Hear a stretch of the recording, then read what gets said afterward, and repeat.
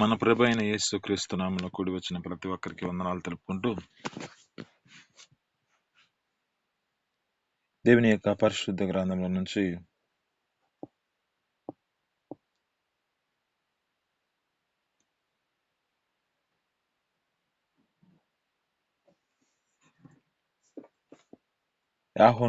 Mark సువార్త 9వ అధ్యాయము 20వ వచనం మనం చదువుకుందామండి.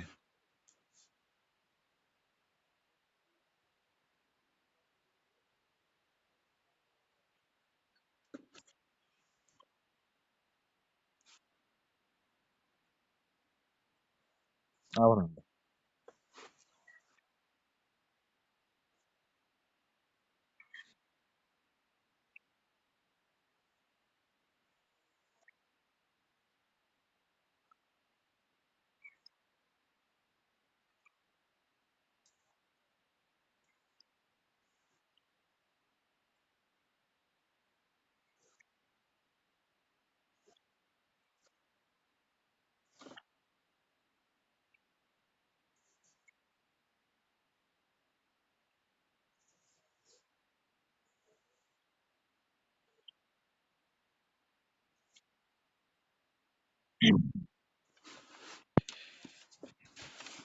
ఆమేన్, హల్లెలూయా. ఇక్కడ ఉన్న మాటల్లో ఈ లేఖనాలు బట్టి చదువుతున్న మాటలు బట్టి ఆ దినములలో ప్రభు అయిన యేసుక్రీస్తు వెంబడిస్తున్న శిష్యులు ఆయా ప్రాంతాల్లో తిరుగుతున్న సమయాలు అవి. అయితే ఆయా ప్రాంతాల్లో ఒక వ్యక్తి తన జీవితంలో ఆ ప్రాంతంలో ఆ వ్యక్తి దెయ్యం చేత పీడింపబడుతూ అతడు పళ్ళు కొరుకుచు మూర్ఛల్లుచు ఉన్నాడంట, నురుగు కార్చుకొనుచు. అయితే తన యొక్క శిష్యులతో ఈ యొక్క తన అతనికి కలిగిన చుట్టాలు ఆ యొక్క వ్యక్తితో చెబుతున్న మాట, అతని యొక్క స్థితిని బట్టి ఇతనిని బాగు చేయనని వారి వద్దకు తీసుకొచ్చానని చెబుతూ ఉన్నాడు. అయితే వారు ఏ పరిస్థితుల్లో నడిపించబడి వారి జీవితాల్లో ఏ స్థితిలో నడిపించబడుతున్నారంటే, దేవుని ఎదుట వారి విశ్వాసముతో దేవుని యొక్క సన్నిధిలో వారు ప్రార్థించలేని పరిస్థితి కనబడుతుంది శిష్యులు. ఈ స్థితి ఏ విధమైన స్థితిలో ఉన్నారంటే, పేరుకి మాత్రము క్రీస్తు శిష్యులుగా, అంటే దేవుని యొక్క శిష్యులుగా పిలువబడుతూ వారు నడిపించబడుతున్న స్థితి. అయితే వారు ఏం చేయబడ్డారంటే, ఇక్కడ పైన వచనాల్లో చదువుకుంటే అక్కడ అంటున్న మాట, వారు ఆ యొక్క దానిని ఎల్లగొట్టలేని పరిస్థితి కనబడుతుందంట. ఆ యొక్క వ్యక్తిని దానిని వెళ్ళగొట్టుడని ఈ శిష్యులని అడిగినప్పుడు వారికి అది వారి చేత కాలేదని చెబుతుంది. అంటే ఇప్పుడు ప్రభువైన యేసుక్రీస్తు చూపించిన మార్గంలో వారి జీవితాలలో ఒక ప్రార్థన ద్వారా వీటిని చెయ్యగలుగుతారు. కానీ ఎవరి యొక్క స్థితిని బట్టి ఏదో నడిపించబడ్డాము, ఏదో నడిచాము అనే ఉద్దేశపూర్వకమైన స్థితి కనబడుతుంది. ఇక్కడ అంటున్న మాటలో జ్ఞాపకం చేసుకుంటే, వీరి చేత కాలేదయ్యా, మరి నీ చేత ఇద్దా అనే పరిస్థితి వచ్చింది అక్కడ. ఇప్పుడు మన యొక్క జీవితాలలో మనల్ని నడిపించిన ఒక గురువు ఏ విధమైన స్థితిలో నడిపించబడి ఆ యొక్క వ్యక్తి వారికి కలిగిన వాటిలో వారు సమాధానకరమైన స్థితిని తీసుకురాలేని పరిస్థితి ఉంటే, ఎలా ఒక గురువుకి ఎదురైన పరిస్థితి ఎలా కలిగి ఉంటుందో ఇక్కడ ప్రభువైన యేసుక్రీస్తుకు కూడా అదే పరిస్థితి కలబడుతుంది. అయ్యా, నీకు కలిగిన శిష్యులు చెప్పలేని సమాధానంలో దీనిని వారి జీవితాలలో కలగ చేయలేని పరిస్థితి ఉంది అంటే, నీ జీవితంలో కూడా అదే స్థితి కలిగి ఉన్నావేమో, నీ చేతనైతే చెయ్యయ్యా అంటున్నా. అంటే వీరు చేసిన పొరపాటును బట్టి ఆ ప్రభువైన యేసుక్రీస్తుకు కూడా ఆ పేరు వచ్చే పరిస్థితి కలుగుతుంది.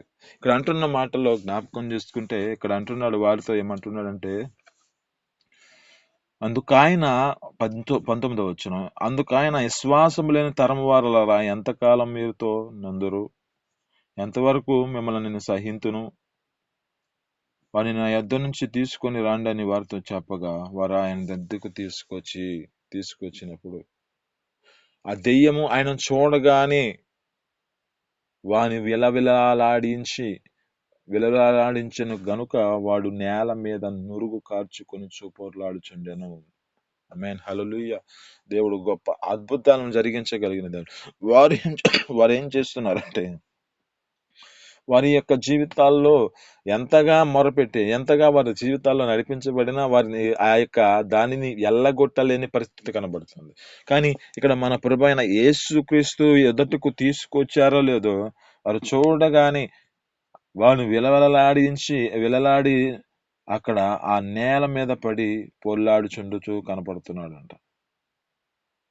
అక్కడ పరిస్థితి జ్ఞాపకం చేసుకుంటే, ఆ యొక్క జీవితంను బట్టి, తనకు కలిగిన పరిస్థితిని కనబట్టి, వారు ఈ పరిస్థితిలో వారు దాన్ని వెళ్ళగొట్టలేని పరిస్థితి కనబడుతుంటే, నీ వలనైనా అయితే ఈ యొక్క సమస్య నీ జీవితంలో నీ వలనైనా సాధ్యమవుతుందా, నీ వలనైనా చేతవవుతుందా అనే పరిస్థితి కనబడుతుంది. మన దేవుడు మనకిచ్చిన ఒక ధన్యతని మనకిచ్చిన ఈ యొక్క యోగ్యతని మనం పోగొట్టుకునే పరిస్థితులు. ఒక బలహీనుడు మన యొద్దటికి, అంటే దేవుని యొద్దటికి నడిపించడానికి మన యొక్క మాదిరికరమైన జీవితం, నీ జీవితంలో ఆ యొక్క స్థితి, నీవు నడిపించబడుతున్న స్థితిని బట్టి నీవు అనేక మందిని ఆ దేవునిలో రక్షించడానికి కారణమవుతుందా? లేక నీ జీవితంలో ఆ కార్యం జరిగించడానికి నీ స్థితిలో ఆ యొక్క జీవితం కలిగి లేని పరిస్థితిలో ఉన్నా? ఇక్కడ ఏమంటున్నాడంటే, ఒక మాట అంటున్నాడు, 29వ వచనంలో అంటాడు, అందుకు ఆయన ప్రార్థన వలనే కాని మరి దేని వలన ఈ విధమైనవి వదిలిపోవుట అసాధ్యము. ఆమేన్, హల్లెలూయా. అంటే మనిషికి జీవితంలో కావాల్సినది ఏమిటంటే, ముందుగా ఏ స్థితిలో ఏది చేయాలన్నా ఒక ప్రార్థన అనే జీవితం కలిగి ఉండాలి. ఈ ప్రార్థన అనేది ఉంటేనే వారి జీవితాల్లో చేయవలసిన గొప్ప అద్భుతాలను జరిగించగలుగుతాడు. అది మన ద్వారా. మనల్ని ఏర్పరచుకున్నాడు, ఒక వంశంగా ఏర్పరచుకున్నాడు. ఆయన చీకటిలో నుంచి పిలుచుకుని ఒక ఆశ్చర్యకరమైన వెలుగులోనికి పిలుచుకున్నాడు. ఈ వెలుగులో మన జీవితాలు వెలిగించబడేవి. ఈ వెలిగించిన వెలుగు అనేక మందికి ప్రకాశించాలి కదా. అలాగే ఇక్కడ స్థితిని జ్ఞాపకం చేసుకుంటే, మనము అనేక మంది రోగులకు స్వస్థతని అనుగ్రహించే వారిగా మన జీవితాలలో మన ఈ యొక్క ప్రభువైన యేసుక్రీస్తు ఎదుట వారు ఏ విధమైన శిష్యులు నడిపించబడ్డారు, ఆ శిష్యుల జీవితాల్లో విశ్వాసం లేని పరిస్థితులు కనబడుతుంది కదా. కానీ మన జీవితాల్లో మనకిచ్చిన అవకాశమును బట్టి, మనం చేసే ప్రార్థనలు బట్టి, మనం చేసే ఇక్కడ అంటున్న మాట, ప్రార్థన వలనే సమస్తము సాధ్యము. ఏ విషయాల్లో ఎవరు గొప్పవారు కాదండి. ఈ లోకంలో ఉన్న ప్రతి మనిషి, ప్రతి సేవకుడే అనుకుంటూ ఉంటారు. సేవకుడే ప్రతిదీ చేయాలనుకుంటూ ఉంటారు. కానీ దేవుడు అంటున్న మాటలో ఇక్కడ ఆ ప్రభువైన యేసుక్రీస్తు అంటాడు, ఏమంటాడంటే ఒకసాట, నేను చేసేవి కాక భూమిని తలకిందల చేయవారు కూడా వచ్చారని చెప్పి ఒక మాట ఉంటుంది కదా. అంటే ఈ మాటలు మనకు జ్ఞాపకం చేసుకుంటే, ఒక విషయాల్లో ప్రార్థన అనేది మనిషి జీవితంలో ఉంటే చాలు, ప్రతి విషయాలలో దేవుడి విజయం కలుగజేస్తాడు. ఒక ప్రార్థన మనిషి జీవితంలో ఒక దినమున ఒక నిజ దేవుడు ఎవరా అని గ్రహించడానికి కారణమైంది. ఈ ప్రార్థన వలన వారి జీవితాల్లో ఉన్న గొడ్రాల స్థితిని కోల్పోయారు. ఆ గొడ్రాలుగా ఉన్న పరిస్థితి తొలగించబడింది. ఒక ప్రార్థన వలన ప్రతిదీ సమస్తం చేయగలుగుతారు. ఈ ప్రార్థన వలన ప్రాకారాలన్నిటిని పడగొట్టేశారు. ప్రార్థన ప్రతి ఒక్కరి జీవితాల్లో ఈ స్తుతి నైవేద్యం మన జీవితాల్లో ఉండాలి. ఆమేన్, హల్లెలూయా. అంటే ఇక్కడ ఉంటున్న మాటల్లో మనకు జ్ఞాపకం చేసుకుంటే, ఈటి విధమైనవి పోవాలంటే ప్రార్థన వలనే సాధ్యము. మనం ఎంతకాలం నుంచి నడిపించబడుతున్నామని కాదు కావలసింది, మన జీవితాల్లో ఉన్న ఈ యొక్క విశ్వాసము సరిగ్గా ఉందా. ఇక్కడ అంటున్న మాటలో ఈ శిష్యులు ఎంతగానో దేవుని ఎదుట నడిపించబడుతున్నారే, ఎప్పుడు నుంచో వారి జీవితాల్లో నడిపించబడుతున్న స్థితిలో ఉన్న ఇక్కడ వాళ్ళతో మాట్లాడుతున్నమాట, విశ్వాసం లేని తరము వారులారా, నేను ఎంతకాలం మీతో నుందును, ఎంతకాలం మిమ్మల్ని నేను సహింతును అంటున్నాడు. అంటే ఈ విశ్వాసం లేకుండా దేవుని సన్నిధిలో ఎంతగా కొనసాగించబడుతున్నా, ఇంకా ఏ పరిస్థితుల్లో ఉన్నా వారి జీవితాల్లో ఏ జీవితానికి అది ఏం పనికి వచ్చే ప్రయోజనకరమైన స్థితి ఉంది. ఒక గురువు ఒక శిష్యుని ఏ విధమైన స్థితిలో చూడాలని ఆశపడుతూ ఉంటాడో, మన ప్రభు యేసుక్రీస్తు కూడా మనల్ని కుమారులుగా స్వీకరించిన మన దేవుడు ఈ యొక్క ఆ కుమారులు ఏ విధమైన స్థితిలో నడిపించబడితే ఆయన సంతోషిస్తున్నాడు. ఇక్కడ ప్రార్థన వలనే ప్రతిదీ సాధ్యము. ఆ ప్రార్థన వల్లనే వారి యొక్క స్థితిని బట్టి వారికి ప్రతిదీ విజయం కలుగ చేయడానికి కనబడుతుంది. ఇక్కడ 23వ వచనంలో అంటాడు, ఏమంటాడంటే, నమ్ముట నీ వలనైతే నమ్మువానికి సమస్తము సాధ్యమే. ఆమేన్, హల్లెలూయా. కానీ మన జీవితాల్లో కొంచెం సందేహపడుతూ ప్రతి విషయాల్లో చేస్తూ ఉంటారు. కానీ మనకిచ్చిన యొక్క ధన్యత, మనకిచ్చిన ఇంత యోగ్యత మరి ఎవరికి ఇవ్వలేదు. ఒక్కని గురించి ఒకరు మనం ఏ విధమైన స్థితిలో భారం కలిగి మనం ప్రార్థన చేస్తూ ఉన్నామో, ప్రార్థన బట్టి దేవుడు అనేకమైన గొప్ప అద్భుతాలను జరిగించగలిగిన దేవుడు మన దేవుడు. ఆమేన్, హల్లెలూయా. కానీ మనలో ఏం చేయబడాలంటే ఒక విశ్వాసముతో దేవుని ఎదుట నడిపించబడుతూ, విశ్వాసముతో దేవుని ఎదుట అడిగితే ప్రతిదీ విజయం అనుగ్రహించగలుగుతాడు దేవుడు. వారు ఎంతగా దేవుని సన్నిధిలో నడిపించబడ్డా విశ్వాసం లేని తరము వారులారా అంటున్నాడు. ఆయననే కదా వెంబడిస్తుంది, ఆయన పక్కనే కదా తిరుగుతుంది శిష్యులు. కానీ ఈ మాట అనే పరిస్థితి ఎందుకు వచ్చింది అంటే, వారు ఒక గొప్ప అక్కడ ప్రాంతంలో ఒక సూచక క్రియలు చేయలేని పరిస్థితి కనబడుతుంది. ఒక మూగదెయ్యం పట్టిన ఆ కుమారుణ్ణి తీసుకొచ్చినప్పుడు ఆ యొక్క వ్యక్తిని వారు స్వస్థత పరచలేని పరిస్థితి కనబడుతుంది. సరే, ఈ శిష్యులకి ఆ యొక్క పేరు అంటే వారికి ఉన్న పేరు తొలగించబడింది. మరలా మరి ఆ గురువు గారిని కూడా ఆయనకి పేరు తీసుకొచ్చే పరిస్థితి ఉంది. నీ చేతనైతే చేయయ్యా అని. మనం చేసే క్రియలను బట్టి, మనం చేసే దానిని బట్టి మన దేవుడికి పేరు వస్తుంది. అది మంచిదైనా కానీ, చెడ్డదైనా కానీ. నీవు చేసే ప్రతి క్రియల్లో, నీవు చేసే ప్రతి దానిలో నీ ద్వారా దేవునికి మహిమ వస్తుందా? లేక ఆయనని హేళన చేసే పరిస్థితి కనబడుతుందా? అంతగా దేవుని ఎదుట, దేవుని యొక్క సన్నిధిలో క్రీస్తు యొద్ద నడిపించబడుతున్న శిష్యులుగా పిలువబడుతున్న వీరి జీవితంలో ఒక విశ్వాసం లేదని పరిస్థితిలో ఆయనను కూడా నీకు సాధ్యమైతే బాగు చేయయ్యా, నీకు సాధ్యమైతే అనే పరిస్థితి కనబడుతుంది. ఇది మనం నీతో మాట్లాడుతున్న మాట. నీ ద్వారా దేవుడు అనేకమైన అద్భుతాలను జరిగించుకోగలంటే నీవు చేయవలసినది ఒక విశ్వాసముతో ప్రార్థన చేయగలిగినవైతే దేవుడు అంటున్నాడు, నమ్ముట నీ వల్లనైతే సమస్తము చెయ్యగల సాధ్యపరచబడు దేవుడై ఉన్నాడు. సాధ్యం చేయగల దేవుడు మనకున్నాడు.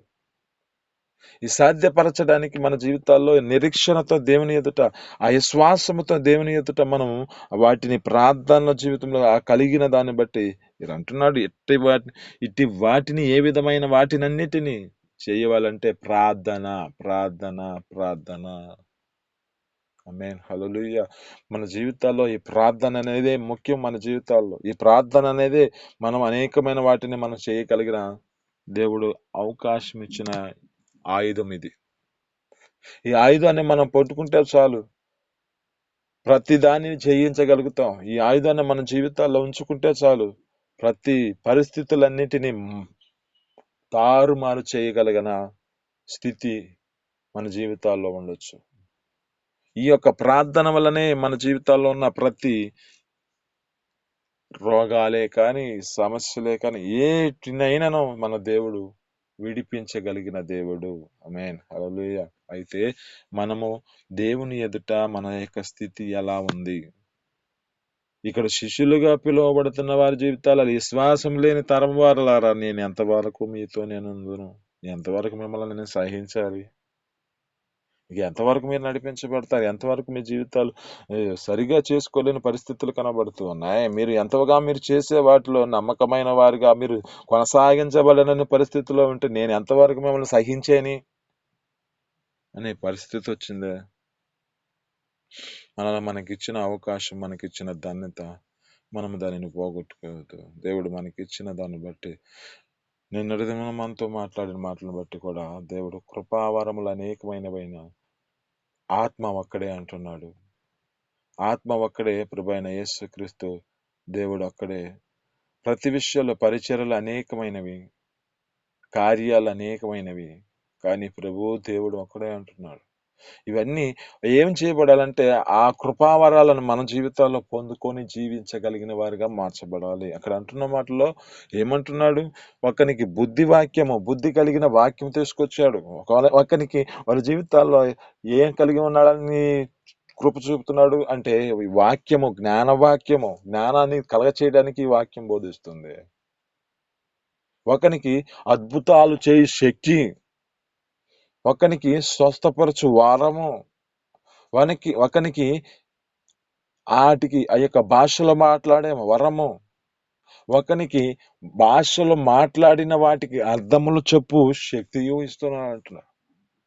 ఇవన్నీ ఏటిలో ఉన్నాయి అంటే కృపావరములు. ఈ కృపావరములలో వారి జీవితాలు ఈ వాక్యము ద్వారా, ప్రార్థనల ద్వారా వారి జీవితాల్లో నింపుకుంటే చాలు. సమస్తము చేయగలిగిన దేవుడు మనకున్నాడు. సమస్తము సాధ్యపరచగలిగిన దేవుడు మన జీవితాల్లో ఆ యొక్క స్థితిలో ఉంటే చాలు. ప్రతి విషయాల్లో దేవుడు విజయాన్ని అనుగ్రహిస్తాడు. వీరిని ఎంతగా ఆ మాట అంటాడంటే, ఎంతగా ఆ మాటని దేవుని సన్నిధిలో అన్ని రోజులు, అన్ని సంవత్సరాలు దేవుని ఎదుట పక్కన తిరుగుతూ ఇంత చేస్తే ఎంత పరిస్థితి కలిగితే మన జీవితాలు ఎలాంటివి అండి? మన యొక్క పరిస్థితులు, మన జీవితాలు ఏ స్థితిలో మనం ఎన్నిక చేయబడతాము? శిష్యులుగా పిలువబడుతూ ఈ శ్వాసం లేని పరిస్థితులు కనబడుతుంటే మన జీవితాలు ఈ శ్వాసాన్ని మనం నిలకడగా ఉంచుకొని అంతము వరకు అంటే మన జీవితాల చనిపోయే చివరి వరకు ఒక విశ్వాసంతో దేవుని ఎదుట కొనసాగించబడాలి. ఒక ఏబు వలె మన జీవితం విశ్వాసంలో నిరీక్షణ కలిగి దేవుని ఎదుట నిరీక్షణతో నడిపించబడాలి. ఆ నిలబడితేనే కదా ఒక గొప్ప అద్భుతాన్ని చూడగలిగిన రెండు అతని అధికముగా ఆశీర్వాదించబడెను అనే మాట ఉంది కదా. ఊహించలేని తన యొక్క గొప్ప కార్యం జరిగించగలిగిన దేవుడు మన జీవితాల్లో. కానీ మనం ఏం చేయబడాలంటే ఈ నిరీక్షణలలో కొనసాగించబడుతూ విశ్వాసంతో దేవుని ఎదుట ప్రార్థించే వారిగా మన జీవితాలు ఉంటే చాలు. దేవుడు చేయవలసినవన్నీ సమస్తమును సమకూర్చి జరిగించగలిగిన దేవుడు మనకున్నాడు. నీ ద్వారా సిద్ధపరచబడినవి ఏవి చెయ్యాలో, గొప్ప కార్యాలు ఎవరిని నువ్వు మార్చాలో, ఏ మనిషిని నువ్వు మార్చాలో, ఒక పాపములో నుంచి విడిపించి ఆ యొక్క వ్యక్తిని పరిశుద్ధన ఎదుట నిలబెట్టవలసిన పరిస్థితులు నీకుంటాయి. కానీ నువ్వేం చేస్తూ ఉంటావు అంటే ఆ భారాన్ని నువ్వు తీసుకోలేను. ఎవరైతే నాకెందుకు, నా జీవితం నాది, ఎవరు ఎలా పోతే నాకెందుకు, నా యొక్క జీవితం నాకు చాలులే అనే పరిస్థితులు కనబడుతూ ఉంటాయి. కానీ దేవుని యొక్క ప్రేమ మనుషులకు కలిగిన ఆ యొక్క ఆత్మచేత నింపబడిన వాడైతే తన యొక్క హృదయంలో ఒక భారము చేత ఈ మనిషి నశించకూడదు, ఈ మనిషి ఈ విధమైన స్థితిలో నడిపించకూడదు, ఈ పాపంలో చనిపోకూడదు ఈ వ్యక్తి అని ఆ వ్యక్తి గురించి నువ్వు ప్రార్థన చేసిన ప్రార్థన దేవుడు చూసి అది ఆలకించి ఒక దిన అతని యొక్క స్థితిని బట్టి కనికరించగలిగిన దేవుడు మన దేవుడు. ఈ స్థితిలో బట్టి మన యొక్క స్థితిలో బట్టి కృపావాత్సల్యతను బట్టి ఆయన ప్రతి ఒక్కరికి ఆ కృపావరములు ప్రతి ఒక్కరికి అనుగ్రహిస్తున్నాడు. ఆయన మనకిచ్చిన ఈ యొక్క అనుగ్రహమును మనం జాగ్రత్తగా కాపాడుకుంటూ మన జీవితాలను జీవిస్తాం. ఈ మాటలు మీ ఎన్నికలలో దీవించి ఫలించును గాక. పరిశుద్ధ జీవాధిపతి ఆశ్చర్యకరుడ మహోన్నతుని స్తోత్రాలు తండ్రి. ఈ ఉదయకాలంలో మీరు మాట్లాడిన మాటను బట్టి నీ స్తోత్రాలు తండ్రి.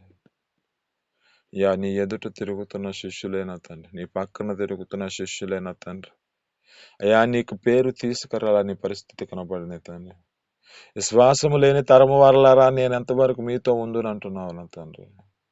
అయ్యా మా జీవితాలు విశ్వాసం లేని స్థితిలో మేమున్నామేమో.